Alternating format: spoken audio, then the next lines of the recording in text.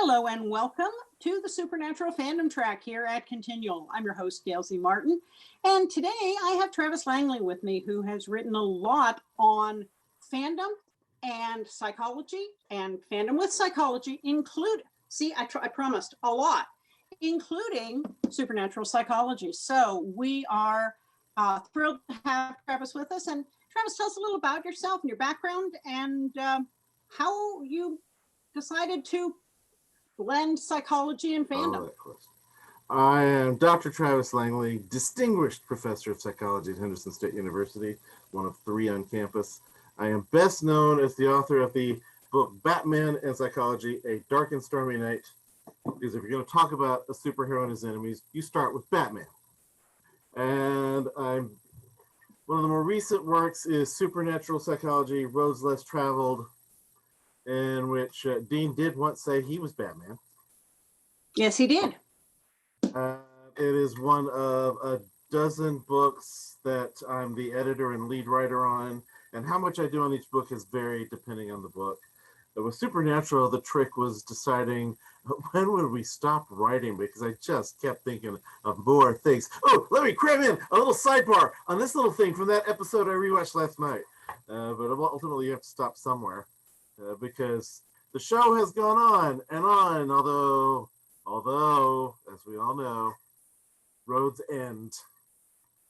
Yes, the end is nigh, and that's going to take a whole psychological help for the fandom right there. So it's good that we have these resources. And you're right, you could, a team of psychologists could spend a very long time unpacking the Winchesters, because you can make all the jokes about putting the fun in dysfunctional, but man, they kind of tick off all the boxes. Well, we want our heroes to have humanity to them. In real life, if you're in an emergency and something needs to happen, you're not that concerned for the most part beyond are they able to help you in that moment. But you want the person who will do the right thing. You want the person who will try no matter what. I think across heroic fiction, especially with some characters, particularly Batman and the Winchesters, they stand out among so many other heroes for the degree of persistence beyond all else. These are characters who, they do the right thing because they persist at it. One of the recent episodes in which Amara said that she had hoped to free Dean from that life that he was living. That's not who he is. He's going to stay with the right thing. He's going to keep going after it. Dean or Batman, either one of these guys. I can see Sam going into therapy, but Dean or Batman, these are not guys to choose to go to therapy.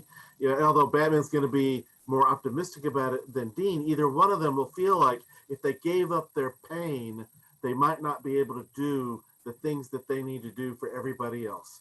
They would feel like that was a selfish thing for them to do. And we love the heroes who will do, part of the definition of the hero is they do the right thing, at not just at a cost to themselves, but when it is hardest, when it is going to take the hardest toll, not just a cost, but a hard cost. They'll do it anyway. They will sacrifice themselves. They will make the choice. They may have other motivations. They may have revenge that inspired them at one point, but ultimately they're doing it for better reasons than that. We've seen a number of characters throughout Supernatural, especially a lot of hunters who are driven by revenge, but all kinds of other characters. But they have to have more motivation than that. And, it's interesting to bring up Dean and Batman, jokes aside, because both of them are characters that are very driven by childhood trauma and who have experienced very high levels of PTSD. Sam certainly has had his own, dealing with PTSD with Lucifer in the Cage and multiple possessions and violations. But Dean and Batman, and talk a little, if you would please, about the PTSD angle in all of this. Referring to the childhood trauma and where Dean and Sam have the childhood drama. So you look at some of the differences between Dean and Sam. They have some similarities to the differences between Batman and Superman. And one thing that would figure in that Batman and Dean, they both witnessed the horrible tragedy. Superman's a baby. Sam's a baby. They learn about that horrible tragedy about their parents or their mother, like history. They did not directly witness that trauma, so they cannot have PTSD from that tragedy itself. Dean and Bruce Wayne had these things that were there at just critical points in their development. Now, not everybody who has a horrible trauma in childhood is going to be driven by it throughout their lives. Actually, kids adapt to trauma better than adults generally do, because all of life is traumatic when you're a small child. It's all change. It's all discovery. I may have overstated that. I sounded rather Freudian when I say all of life is traumatic, and I'm not Freudian. But life is constant change, constantly bizarre. If you are a 3-year-old and some winged creature flies out of the sky, you'll have an emotional reaction to it, but you won't be going, things like this don't happen. You're 3 or 4. Anything can happen when you're that age. And Dean's even younger than Bruce Wayne as normally depicted. It was normally written as 6 or 8 or 10 in that range, although he's usually a little older on TV and movies because the kids look a little better for the scene. But he's normally written around age 8, and Dean's half that. And this is a difference too, these points in development on how you're going to accept reality, how it's going to change your reality. Dean loses his mother, Bruce loses both parents, and Dean is not at that point driven by it the same way, but Dad is going to be driven by it. And that mission carries over into Dean. So his mission did not come about because of his own personal decision to wage war on all evil things, not yet. The way Bruce Wayne, saying a bedside prayer at age 8, decided for himself that he would wage war on all evil things. So you have to talk about fathers and mothers with these heroes, but they especially have father issues. Well, their mother's a victim, but each of these guys are very much guided by the memories of their fathers. Of course, with Dean and Sam, Dad's with them into, pretty early in the series. But he's with them, but in a sense, they also lost the John Winchester from before the tragedy. Right. Because they lost the dad that they had. He never related to them the same way. Chris, it seems like Mom was always much more of a hands-on parent, to begin with, than their dad had been. But of course, also with Bruce Wayne's parents, his parents were so active in so many things that it's not like they were there constantly. And Mom had hired help in a way that Mary did not have.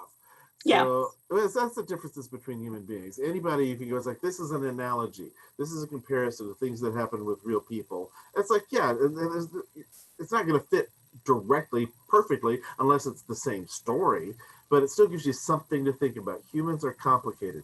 Humans come in all these different varieties. We each have a billion variables in our lives to tweak the things that are going on.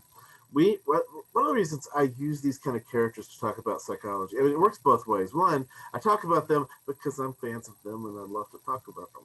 As fans, we ask psychological questions all the time. Why are they doing that? How's that going to affect them? Well, that's a psychological question. So I get to sling a degree and throw jargon at that. So as a fan, I weigh the psychology, analyzing the characters, because I enjoy analyzing the characters because I enjoy the stories. The other way around, though, I also use the characters, these stories, to talk about the variety of real human nature in a way that is often more palatable and easier to take, what I refer to as this filter of fiction. Like back in the 60s, Star Trek was talking about all sorts of real world issues, some of them which nobody else on television was talking about, but they could do that through these fictional analogs. There are people who they can talk about the fiction, they can talk about the characters, they can think about these characters while they're avoiding thinking about their own related issues. And so there's so many things. We learn through stories. We teach our kids through stories. My son Alex, in trying to figure out, how to deal with his toddler, because he does not want to use corporal punishment. But how do you train a toddler? Well, the kid is articulate enough now, and Alex had read about many Native American tribes that instead of punishing a child for specific actions, there was one method that was common, was to use a story to help the child think about what they've done or what others would do. Alex's son slipped and hurt himself in the bathtub, and Alex used the story about one of the Teenage Mutant Turtles hurting himself in the bathtub to help Spencer get past the upset. So stories are powerful things, and when we're very young, fiction and nonfiction, we don't even distinguish it that well. But that's still with us. There will be people who go, why aren't you talking about real heroes? Well, we do, but still we focus on the others. Well, the real heroes, they do need to be talked about and analyzed and studied, and we do. But it's not necessarily fair to talk about them. A person who right now is alive, who did something heroic, it's not fair for us to speculate on their mental health the way that we can with fictional characters. It is not fair to their lives, or even if they're dead, it may not be fair to their loved ones. Or criminals, villains, real life individuals such as those, some of them don't deserve the attention. When I worked on my Joker book, it's one of the few where I referred to specific real life criminals. One of our writers talked about Bonnie and Clyde as a comparison for the relationship in the Joker and Harley Quinn. I refer to the BTK killer, which is redundant because the K is kill. But I didn't want to call that guy by name, because I didn't feel he deserved that. But I needed some of that to get a handle on this character who's so bizarre and so out there, the Joker. With something like the Winchesters, you see their lives, you see their private moments in a way that you don't with real people. That's another reason to look at a fictional character, as to help it get a feel for what's going on with real people. And they're humanized to us in a way that we don't necessarily have to talk overtly about the real people by name. Like, I don't have to start talking about who's heroic that's alive that hasn't been torn down by the media. And of course, the fictional hero, if they do get torn down by the media, or they get torn down by a story where they go bad, they do wrong, they do horrible things, we can go, well, if that's because of this magic thing that happened. Or even if it's a little more grounded in reality than that, we can go, that's not my Batman. My Batman wouldn't shoot at those criminals in Batman versus Superman. We don't get to say, that's not my Lance Armstrong. My Lance Armstrong wouldn't dope up. That's what Lance Armstrong did. And when the real life heroes get torn down, it's part of learning they were human beings. But when it was also cheating along the way, the little kid saying to the baseball player, say it ain't so, Joe. It's with these fictional characters, you have some season of Supernatural, which you're going, they're not acting like they were, or you don't like anything that happened under some particular showrunner. And I'm not putting anybody on the spot there. But though I think most of us who do know about the showrunners have some showrunner we don't like their work as much as the others. It was the one I know. Well, this is what retconning is for. You Yeah. run a particularly in comics, you run a story arc, and then you go, but that never really happened. It happened this way, Right. And now you've retconned the whole thing. It doesn't say that story doesn't exist. That story is what it is in and of itself. I did make a comment that you can't look at Batman as somebody who's had 1,000 adventures. Honestly, it takes a lot of Magic Resurrections for Sam and Dean to have their number of adventures.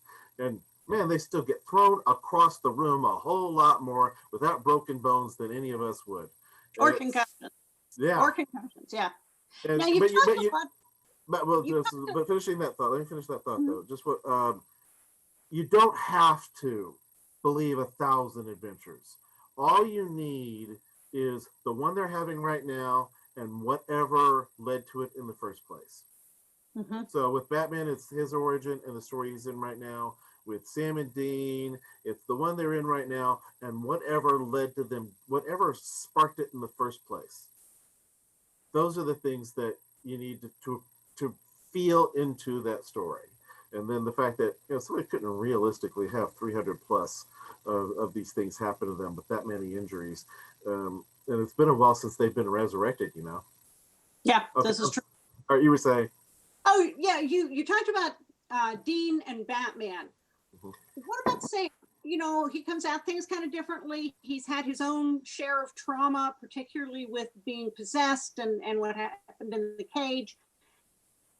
And he started to talk about that a little bit with Rowena, who had shared some of that trauma at Lucifer's hands. How do you see Sam in all of this? And Sam's traumas generally are in adulthood.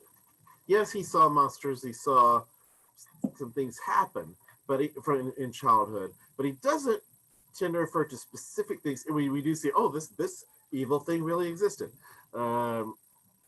But you don't tend to see that he's traumatized by specific childhood events unless it suits one story. That's not who he is. His traumas are in adulthood, the ones they'll refer to when he's in the cage, when he's possessed. His worry about, is he going to go evil and be an antichrist? These are all things in his adulthood. Whereas Dean has grown up with these. So he's to some degree trauma acclimated. He has developed defense mechanisms, definitely not all of them healthy.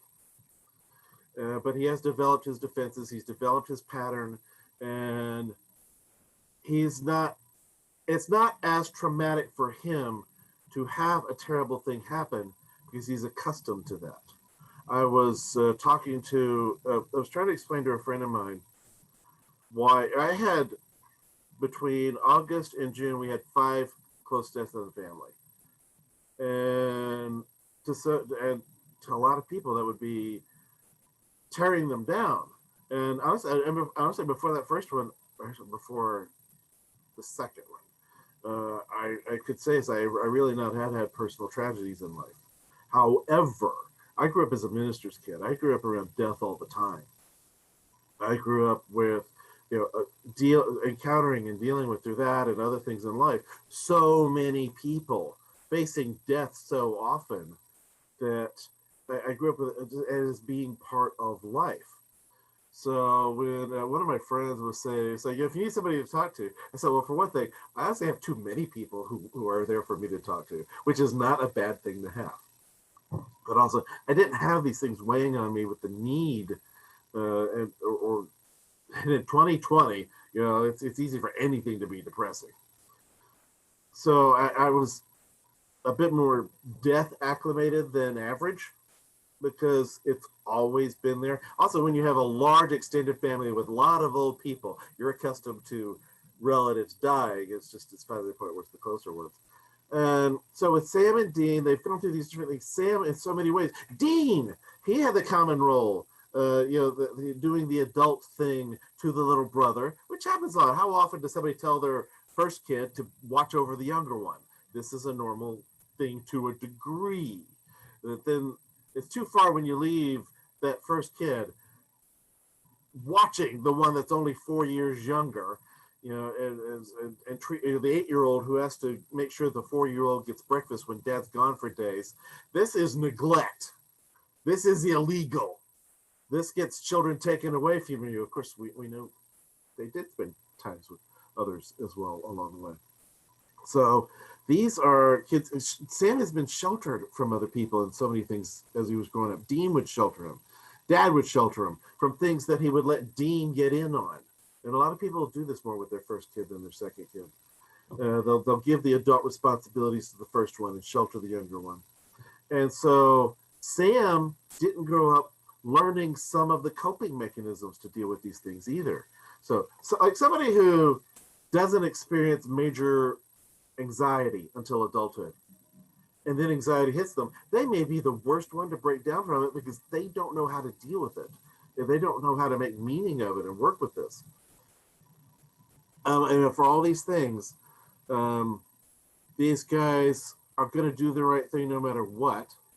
They're going to stick up for other people. They're going to put other people before themselves because they're so accustomed to loss of different kinds. They expect loss.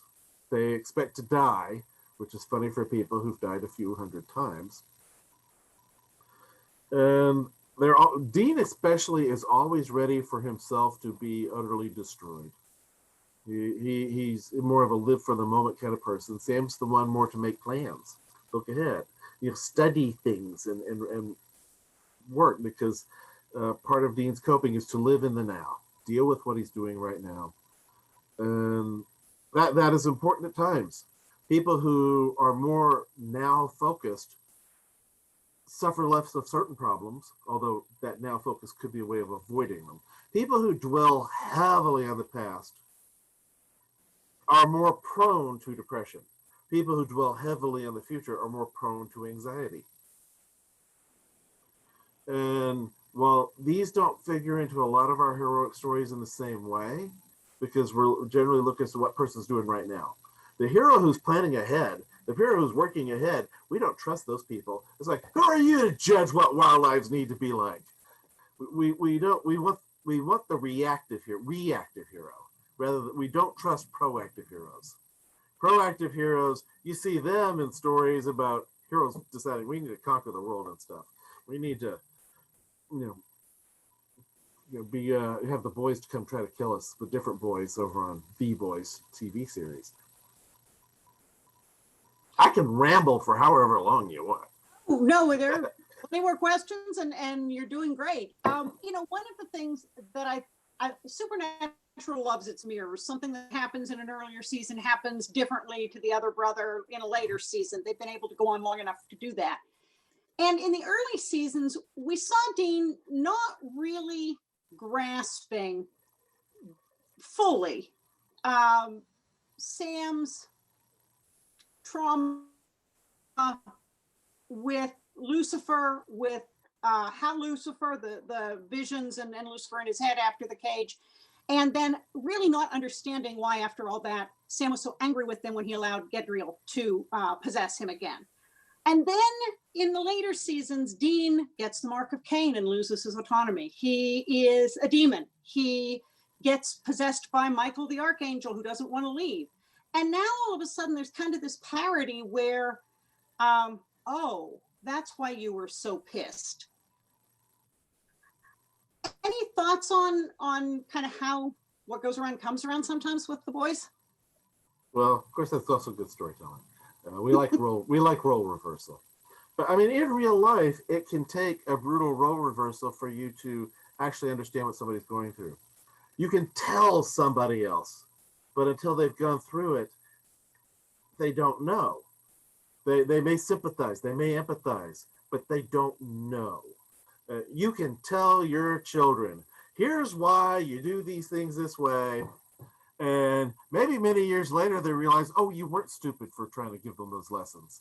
You were trying to spare them, but they have to go through. They have to suffer their own pains. Dean wasn't as worried about the giving up the control. It wasn't an issue as early. Since Sam was college age, he's still pretty young when the show starts. Dean's further into his 20s, so he's at a little more of a grown-up age when the show starts. So just that, I mean, that's a critical 4-year difference in life. And so Sam has to deal with the possibility of somebody taking control of him while he's still forming his adult identity. And that concern weighs very, very heavily on him personally. Dean wasn't as worried about it because Dean uses loss of control as one of his own coping mechanisms, so he wasn't even as concerned about that.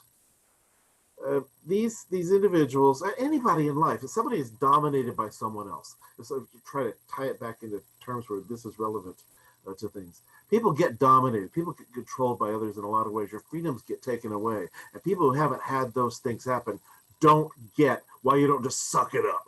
It can take an event to make you realize it, to go through. You don't necessarily have to be victimized the way somebody else was to understand, but a lot of people do. A lot of people aren't going to, have that cognitive aspect of empathy. You can have the emotions. You can be very emotionally empathetic and able to even seek up what somebody else is feeling, but not get what they're understanding. And this can be very difficult in life. And some of the people who want to help the most are the ones who you're going to have trouble talking to. There are reasons that a lot of alcohol counselors are people who have alcohol problems in their own histories. It is, some of it, they're drawn to the topic, obviously. But for some, not everybody, but for many alcoholics, the person they'll most easily listen to is somebody who's also been, and therefore is, an alcoholic. That person knows some of the other things that other people just can't know. And Sam says this to Dean many times. It's like, you don't get it. You don't know what I'm going through. Of course, these guys were never good about talking about stuff in the first place. Which Sam would have learned that from Dean, and Dad don't want to talk about that stuff. Yeah, this is true. Entire story arcs could have been shortened tremendously with, a couple of paragraphs of discussion, conversation. It is funny in one of the later episodes where they actually want to check out the therapist to see if they're a shapeshifter or if they're killing people, but they sign up for family therapy with Sam, Dean, and Jack. And the role play gets a little too real in the middle of it. Did you have any thoughts about watching that unfold? Well, yeah, but I think you should save that question for Lynn or Janina. Since I'm not a therapist, I don't feel like I'm the best one to talk about the therapy side of things. All right, definitely will. Let's go back to, you've written in a number of fandoms in addition to Supernatural. Westworld, Game of Thrones, Doctor Who, lots of comic universes. I'm sure that the familiarity with the figures certainly helps people kind of make a connection. We gravitate toward the characters that we most identify with to begin with. But is there an archetypal piece going on here as well? Well, there are certain things we hit so frequently because they're all looking at heroic stories one way or another. And to look at the best in human nature, you also look at the worst. Now, the one exception for what we tend to fall out is the most recent one. The Joker psychology, evil clowns and the women who love them. But that's about a villain. That's about the worst. I like looking at heroes. I like looking, even when you're looking at something villainous, could this person have gone heroic at one point? Through these stories, through Supernatural, The Walking Dead, more so The Walking Dead, you worry, will this character go to the dark side? With Sam and Dean, we've got pretty strong faith in these guys that they will ultimately do the right thing, no matter what mistakes they make along the way. The Walking Dead, no, there were so many characters, you worry that some could go to the dark side and stay there. They could do something truly horrible and become truly horrible people. And people go back and forth discussing these. Was Shane right? Early on, the character Shane on The Walking Dead is doing truly terrible things. Later on, the character of Rick is doing some terrible things as well. And they're driven by certain motivations, things they've gone through, the desire to look out for their people. But it's, even with that kind of concern, we're still talking about what brings out the best and worst in people. And so when we're getting on the one, it's like, what brings out the worst in people? That was a hard one for me. That one was so hard in terms of where it took me, in terms of what I had to look at, looking at the worst part of human nature. I could dabble some here along the way. I could look at some really cruel people while analyzing, Negan in the Walking Dead book. I could look at some manipulative or sadistic or narcissistic, or psychopathic individuals, but they're generally still in contrast to the heroic individuals that we're looking at. And that's an easier comparison. When I'm looking at, it's like, who is truly evil? Who is truly evil? The ones who are, truly evil on supernatural, they need to also have something entertaining about them and have something that steps them away from real life monsters. The worst characters, the most brutal characters on Supernatural are some that you don't actually see that long. They may be the guy in one particular episode who is doing a terrible thing, but this is not somebody we want to watch a lot because those people aren't really fun. And so, in looking at the life's real life monsters, that one was rough on me. Real life, the hillbilly clan that captured Sam and were basically doing a deliverance type hunt with human beings, but they were all vanquished in one episode. Yes, they did. They're doing something. Yes, they're doing something that disturbed Sam so deeply. Porchwood, BBC series, had a really similar episode, but you're looking at these human cannibals with nothing supernatural about them, nothing demonic to blame their behavior for. Yeah, they're not somebody you're going to want to watch through repeated episodes in a TV series. Crowley has done truly horrible things, especially a little earlier on, when he first became the King of Hell.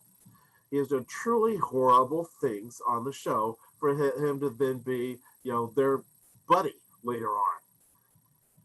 But he's always had some other qualities to him.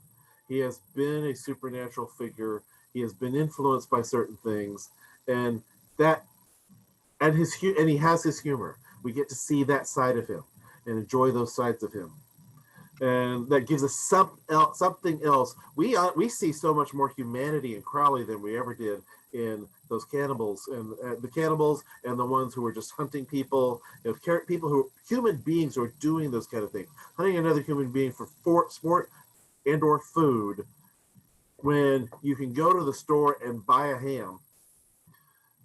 This is so far removed from anything that's familiar to us that it's not just unpleasant, but it's so alien, and not the kind of things we worry about in our everyday lives either.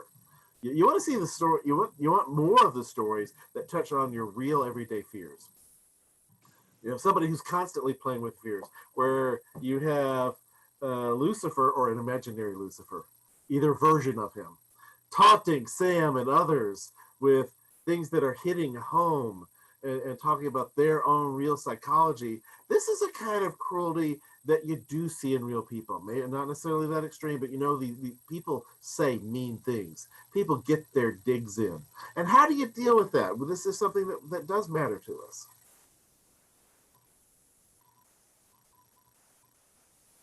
I think one of the other things that has really come up throughout the run of Supernatural, but it seems to be playing a huge part in these last few seasons, is the whole issue of free will versus basically predestination, agency. Mm-hmm. And it struck me when I was looking through your body of work, and you had Westworld among them. Mm-hmm. A big theme in that is agency. These are actually created beings that weren't supposed to have a will and then evolve. And so I was wondering, what are your thoughts on that with Supernatural and with the fandom elements in general? I love them calling themselves Team Free Will, to say outright that they are making it, and they're worrying. They worry about it constantly. It's like, the most recent one, I'm about 2 episodes behind because I was doing family stuff last week. And the most recent one I saw, when they are talking, it was Dean's again talking about not wanting to be just a character in somebody else's story. And he's telling Amara, I'm 3 episodes behind, aren't I? He's telling Amara about he doesn't want to be just that. Of course, you go to the question, well, did Chuck give them free will? If Chuck really is that particular all-powerful being, I still don't think that's been answered 100% certain. Is he really like that? they don't have a lot of time left to reveal if there's a real supreme being in that multiverse. But he wants this concern. You mentioned Westworld. That's the one where we get into this issue of free will more than anything else, because generally psychology doesn't get into that. You can't prove free will. It's what we say. You can't prove the null hypothesis. You can't prove there is no influence, no control on you. We can measure variables that influence us. We can find and say, oh, if this happens to so many people. Of course, that's still talking, 85%. Well, what about that other 15%? You're still not saying for certain what's happening at the individual level. It's more practical to function as if we have responsibility and we do have to exert free will. And so in the Westworld Psychology, it's interesting that you use that one example because you see that there too. We talk about it quite a bit. Get into Existential Psychology, which came up in the Star Trek book because of something Gene Roddenberry's son said when we interviewed him for the book. But Existential Psychology doesn't come up so much. It's not one of the better known areas of psychology, but it's got a recent influence, especially in therapy, often without crediting existential psychology for bringing it up. So the psychology of the issue of our own existence, our self-awareness, our concern about issues such as free will. Existential psychologists and humanistic psychologists accuse other psychologists of being far too deterministic, saying there are things that determine who and what we are, and the others for not leaving room for free will. We'll talk about it's like what is stability versus change and continuity, and what shapes your behavior, nature versus nurture, the nature versus nurture debate. Both sides are deterministic. Both sides are saying it's either in your nature to be who you are, or it's your nurture throughout life. Events are shaping you to be who you are, but they're both deterministic. And so the humanists, who are a little more optimistic, because they feel we're naturally motivated to be better people, and the existentialists will say, well, right there, you've put in something that's deterministic, saying we naturally have that motivation. So the existentialists a lot of them are more pessimistic for being so much on the free will side of things. It's a guy named Viktor Frankl. Was a psychologist who'd already developed a lot of thoughts about these things.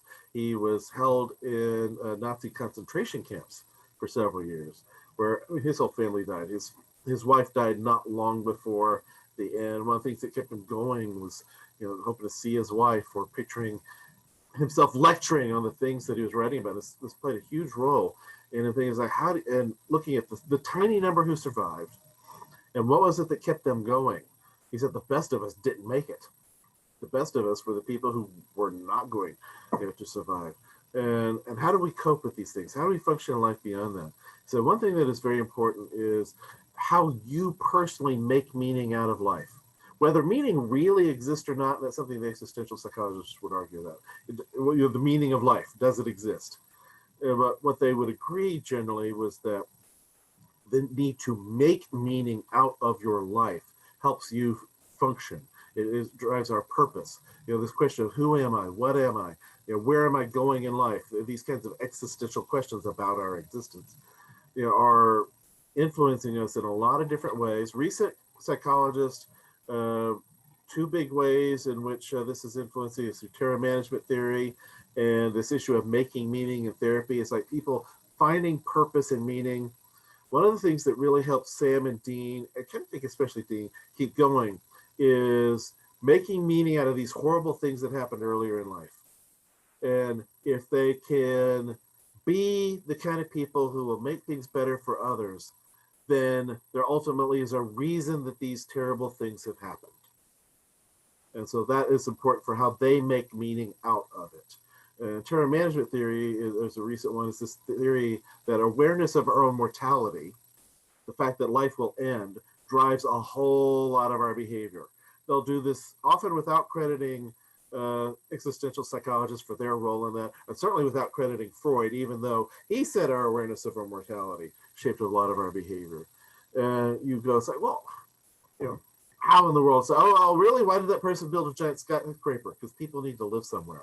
And someone else will say, somebody who's a little more in the existential view, is like, to find purpose, to leave their mark in this world. They're aware that one day they will die and not be here. They leave this giant building, so you will forever be saying the such and such building. some of these are following in untestable things. Some of them are. Some of them you can get into. It's like, well, what kind of behavior would you see? We can look at one story or another, especially somebody with these early traumas. It's even easier to see how they shaped their lives and what purpose did they find. You don't usually have 2 nights after your parents die, you make the bedside vow like Bruce Wayne did. He went through Kubler-Ross's all 5 stages. Well, actually, he didn't. He went through as many as he was going through Kubler-Ross's stages. And he backed up and said, I'm just going to stay in anger. I'm going to use that for a good purpose. And Dean's a lot like that. Dean does not work his way through serene acceptance. He's resolved. He's resolved to certain things. That's different from a more comfortable acceptance. He may be resolved to, I'm going to die, or I'm going to turn into this, and then you're going to have to kill me, or I'm going to die again. Sam doesn't have as much of that resolve, so they fall in different stages and how they cope with things. Because Sam, being more future oriented, also I think is from that staying stressed about it, staying worried about it. He doesn't just accept certain things the way that Dean sometimes will. Yeah, and of course, Sam did have the benefit of 3 years of college and pre-law, which is very heavily cognitive. How do you think? How do you problem solve? How do you interpret data? Having a daughter who's a budding lawyer, I've been through this by proxy, so heard a lot about what was studied. But that trains you to think in a certain way that Sam was trained to think in, that Dean was not. Dean's still very reactive, and Sam's the one who's often brought up, what do you think our legacy will be? That episode where they carve their initials into the table, talking about, nobody's ever going to really eventually remember that we were here, but we made it better because we were. And I think, to me, that sounds like that finding meaning that you've been talking about. Yeah, and they each think about it in different ways. Dean's a bit more about what do we have to deal with right now? What ass do we have to kick? Who do we have to shield? And Sam will think more about the long-term, consequences. It's interesting you're referring to that pre-law in the problem solving. I don't know what the LSAT looks like right now, but I used to teach part of an LSAT training course for the logic problem section of it. And as a one section or two at the test section of the LSAT, law school admission test, was about problem solving and being analytical. Mm-hmm. And while Sam did not quite get far enough along to even go to law school, much less, he was the kind of guy to think analytically, working through his life. Is like, we've got to be able to figure out these solutions. And Dean is very capable of coming up with creative ideas, but with him, it's more of an intuitive, coming from the more creative part of the brain of to deal with it, as opposed to logically sort through and figure out how these piece together, which is more Sam. Yeah, Sam got a 174 out of 180, which is pretty darn good on the LSAT. Okay, he did take the LSAT. I was drawing a blank. I thought he should have drawn a blank on it. So he did very, very well on that LSAT. Now, you also did a Doctor Who book, and of course, nobody regenerates like the Doctor. See, I'm working through your whole org here, giving you plenty of time. We don't have time for all of them. This is true. You have a very long and interesting list on Amazon. But you've got Winchesters returning often enough that there's a Venn diagram out there, and there's a list. Dean did over 101 episode. And then you've got the Doctor, who is functionally immortal and keeps regenerating with similarities and differences each time he comes back. And that's one of the problems the boys run into, is that they're not always exactly the same as when they left, because how could you, after you've died and gone through something and come back? Any thoughts on the whole resurrection, regeneration piece? Well, and how to tie that to, it's like, what's that got to do with real people? We change throughout our lives. We change in many different ways. We may not have as an extreme a change as the Doctor, or even the coming back from the dead. but we go through a lot of change. It could be some simpler changes, such as having a hard time adapting to being called a different name if your name gets changed. Or people who had massive facial reconstruction because of an accident, and they don't look the same. That's an unfamiliar face, even if it's very similar. It's an unfamiliar face, and they have to redevelop that as their sense of who they are. We go through a lot of changes, so these characters do them at greater extremes, but they still, you can say symbolically, but emotionally represent. Feel like you've left part of yourself behind. This part of you has died, or you may discover it's still there more than you thought it was. And somebody, of course, somebody like the Doctor, for all the bizarre characteristics, there is a core of personality that stays there no matter what. There are certain things in every single, whether 13 Doctors or however many Doctors there really have been. Most recent fans will know what I'm talking about, or 14 when we throw in more Doctors, but it's or there's the core personality and this and a very human person in certain ways, even for the ways in which the individual is disconnected from us. One person can be disconnected from others. One person can be very different. You may have one individual who's put in this position of authority over others, who then isn't around other people who are sharing the same thing as them, and they may not feel they don't even have anybody to talk to about some of it. And the Doctor runs around with younger Earthlings, usually young women, as a way of being reminded of the better qualities of being a person, of what you're caring about, what you're fighting for. And with Sam and Dean, neither one of them do well on their own. They've both had spells of adventuring without the other, and neither one of them functions as well on their own. They need that human connection, so they're not just coldly doing the things they need to do. And with Doctor Who, that's the case as well. Doctor Who, we got more into personality psychology than any other specific area, than in any of other books. So Sam and Dean have lived through multiple apocalypses. That's not a noun that's supposed to have plural. No, it's like apocalyptic. Yeah. I heard them make up some really long term for it in one of the convention panels. But they've lived through multiple ends of the world. They have lived through the Croatoan virus, which has come and gone several times, ended one of the worlds in that future world that Dean got thrown into, and they keep coming back and keep on ever ready bunny slugging. Is there anything we can learn about dealing with uncertainty and the current unpleasantness from what we've seen the Winchesters triumph and survive in all of their ends of the world? Early in the current unpleasantness, there was a big boom in people renting and viewing, streaming pandemic movies or apocalypse movies. And I see them appearing so much more frequently in my recommended viewing this year too. And I wound up doing a whole, somebody had asked me about why. I wound up writing a whole article on it, doing some interviews on it as well. There are things, there's some types of horrors that you don't want to watch for your fiction. There are plenty of people who's like, they don't want to watch that kind of stuff right now at all. But then why was there this boom in viewing? Just like why was there a boom in viewing movies about airplane hijackings and crashes right after 9/11? It's fiction. And the story almost certainly is going to have something positive in the ending. It might not. It might end with everybody dead.